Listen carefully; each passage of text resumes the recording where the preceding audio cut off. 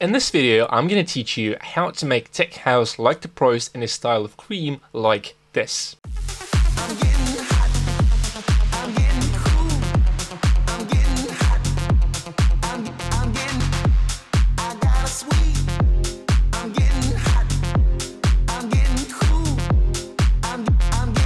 Did you guys like the track? Let me know what you think in the comments below. My name is Vlad, I'm a DJ and one-man band music producer. I grew from a beginner to a professional musician in less than 5 years. So if you want to become a full-time music producer fast, make sure to subscribe to the channel because this is what I teach here. And also guys, if you subscribe to the channel, please leave a comment below because I like and respond to every single comment. So let's start with the tutorial. And the first thing I want to talk about is the kick and the bass, because in tech house music, the kick and the bass is the foundation and the most important elements of the track. Usually this is where the main riff melody sits, and in tech house sometimes we have some chords, maybe some melodies, but usually the kick and the bass are the main driving elements. And let me guys show you the bass. So I've tried to recreate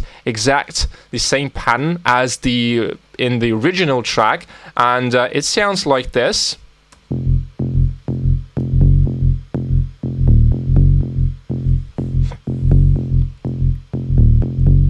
Yeah, very simple bass pattern. And if you look at the notes, so basically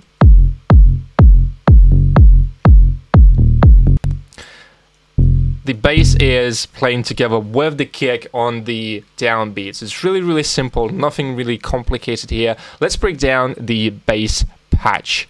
And I have wavetable and 2 oscillators. The first one is a saw, and the second one is a sine with some FM modulation. So if I bypass the FM,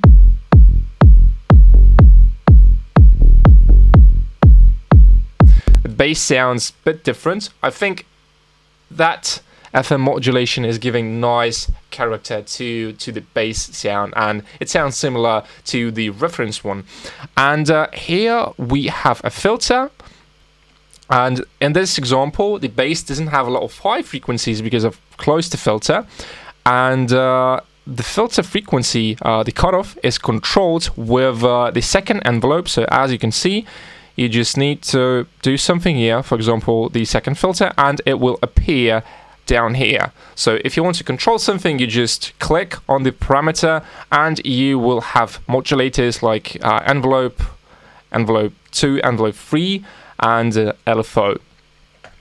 And basically this is it.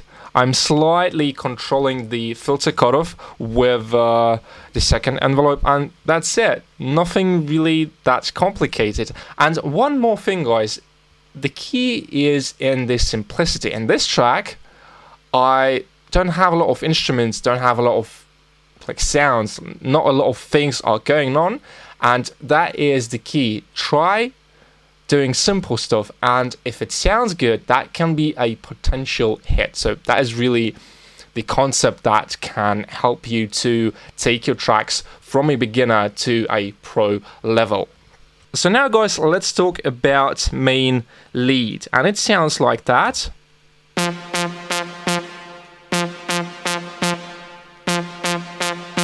So if I bypass the reverb, it sounds really simple. And for this sound I'm using C room, and I have 2 saws. So this one is saw, this one is a saw. The envelope, the main envelope, which is responsible for the volume, like the volume amplitude, it's pretty short, I would say. We have some release, which is about 130 milliseconds, some decay. You can make it short, it really depends on the track.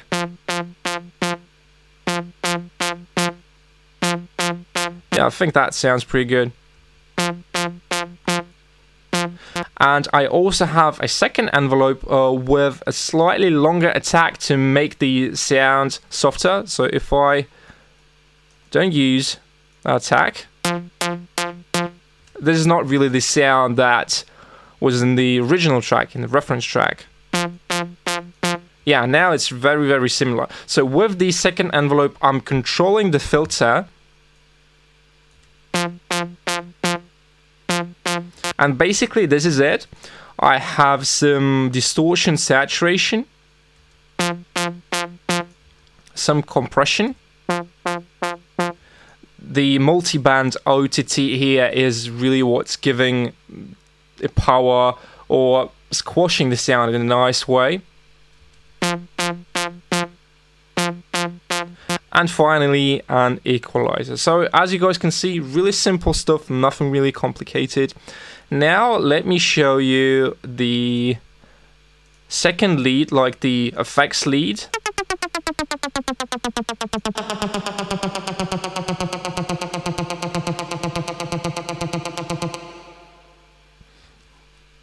And to make this kind of lead, we need a synthesizer. So in this case, I'm using Serum. And you can choose any waveform that you'd like, any waveform that you feel fits your track. And what we need to do after that, we need to use an LFO and apply that to the filter. So you just drag and drop to the filter. And in this case, you need to set the rate of the LFO to 1/16, and it's going to give you that.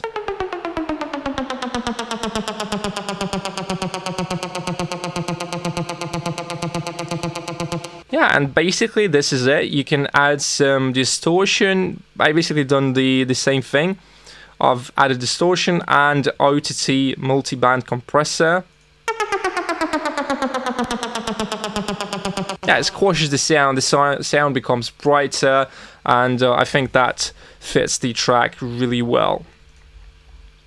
What else do we have? We have a vocal, just a random vocal I found on the internet. I'm getting hot, I'm getting cool, I'm getting hot, I'm getting, I got a sweet, I'm getting hot. Yeah, just some basic stuff. I'm getting hot, I'm getting cool, I'm getting hot, I'm getting. And one more interesting thing happens in the second part of the drop. In the original track, piano hits, but it's not really that loud, so you can barely hear the piano. In my track, you can hear it.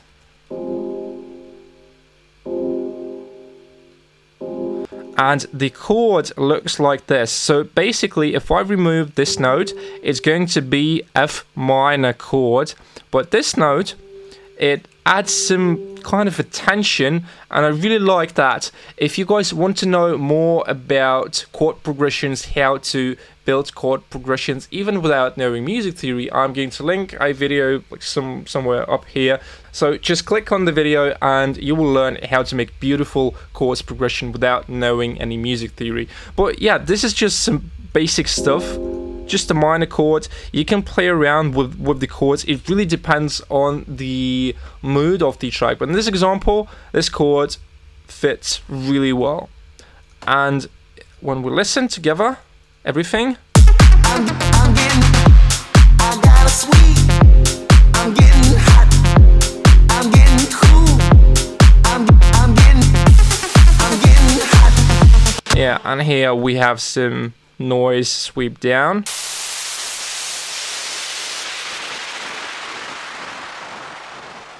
Yeah, simple stuff. So that was all for today, guys. I hope that you've liked the video. I hope that you've learned something new. And if you did, please subscribe to the channel and leave a comment below. Thank you very much, guys, for watching this video. And I'll see you guys in the next one. Bye.